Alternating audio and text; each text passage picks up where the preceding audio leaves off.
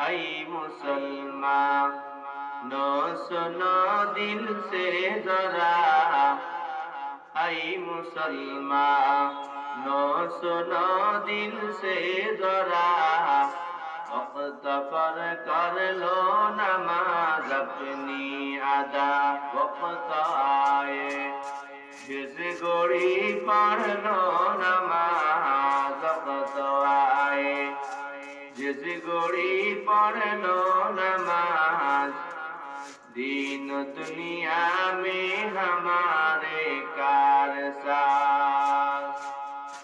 আলহামদুলিল্লাহ, ঐতিহ্যবাহী দারুল আরকাম মাদ্রাসা কর্তৃক আয়োজিত আজকের এই মহিলা মাহফিলের যে সমস্ত মা বোনরা দূর দূরান্ত থেকে আগমন করেছেন, এসেছেন, সকলকে আন্তরিক মোবারকবাদ জানিয়ে আমি আমার আলোচনা শুরু করছি।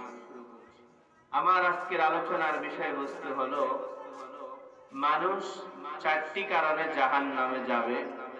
কোরআন থেকে কথা হবে ইনশাআল্লাহ চারটা বিষয় নিয়ে। আল্লাহ রাব্বুল আলামিন তখন জান্নাতীদেরকে অনুমতি দিবে, যাও যাও তোমরা জাহান্নামটা দেখে আসো। জাহান্নামের বেশি কাছে যাওয়া যাবে না, কারণ জাহান্নাম বড় কঠিন। ওই জাহান্নামের কাছে গেলে তোমাদের গায়ে হতে পারে আগুনের তাপ লেগে যাবে।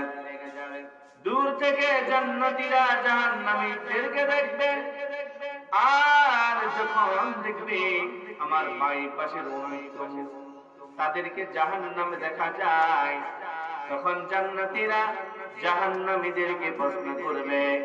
আল্লাহ রাব্বুল আলামিন ওই কথাগুলো তিনি কোরআনে কারীমের মধ্যে আমাকে আপনাকে জানায়া দেয়। ফি জান্নাতি ইয়াতাসাআলুনা আনিল মুজরিমিন।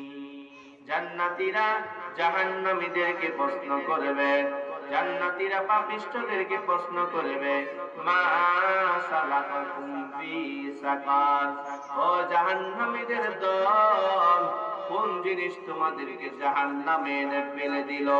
যখন জান্নাতীরা জাহান্নামীদেরকে প্রশ্ন করবে, জাহান্নামীরা কান্নার সুরে জানায়া দিবে, ক্বালু লাম নাকু মিনাল মুসাল্লিন, দুনিয়াতে আমরা মুসল্লি ছিলাম না, দুনিয়ার মাঝে নামাজি ছিলাম না।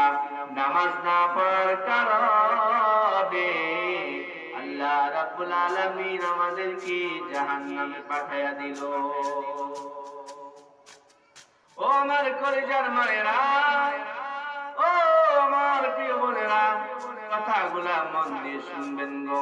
তাহলে জাহান্নামে যাওয়ার এক নাম্বার কারণ হলো দুনিয়ার মাঝে আমি আপনি নামাজ না পড়া। নবী আমার হাদিসে জানিয়ে দিল, আউয়ালু মা ইউহাসাবু বিহিল আবদু ইয়াওমাল কিয়ামাতিস সালাহ। ও উম্মতেরা রে, কিয়ামতের দিন মহান রব সর্বপ্রথম তোমাদের থেকে নামাজের হিসাব নিবে, নামাজের হিসাব নিবে। আমার আপনার নামাজের হিসাবটা ঠিক করার আগে কবরে যাওয়া যাবে না। 5 ওয়াক্তের নামাজ পড়ুন, কারণ নামাজ ব্যতীত জান্নাতে যাওয়া যাবে না।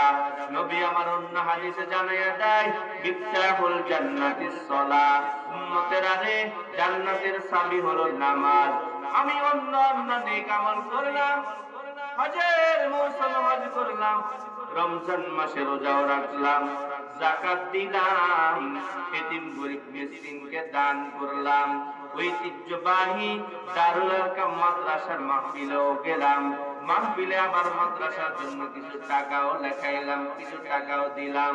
কিন্তু যদি আমি নামাজ না পড়ি, আমার অন্যান্য নেক আমলের কারণে যদি মহান রব আমাকে আপনাকে যদিও নাকি জান্নাত দেয়, আমি আর আপনি জান্নাতের তালা খুলতে পারবো না।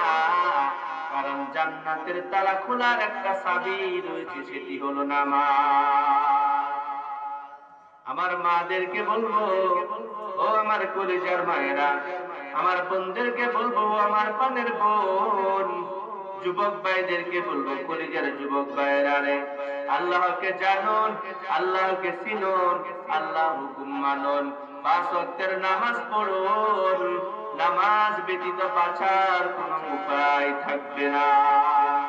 দুনিয়ার লাইনে দুনিয়াতে যেমনি ভাবে কোন একজন মালিকের দোকানে আমি চাকরি করি, দোকানদারি করি, ওই দোকানদারি করার সময় মালিক মাঝে মাঝে আমার থেকে হিসাব নাই, এক সপ্তাহ পরে হিসাব নাই, এক মাস পরে হিসাব নাই। সর্বপ্রথম মালিক হিসাবের যে পৃষ্ঠাটা উল্টাইয়া দেখে, ওই পৃষ্ঠার হিসাব নেওয়ার পর যখন দেখছে না হিসাব ঠিক আছে, মালিক যদি ভালো হয় আর তার কর্মচারীকে বিরক্ত করে না, পরের পৃষ্ঠার হিসাবগুলো আর দেখেও না। এইখান থেকে কি বুঝলেন?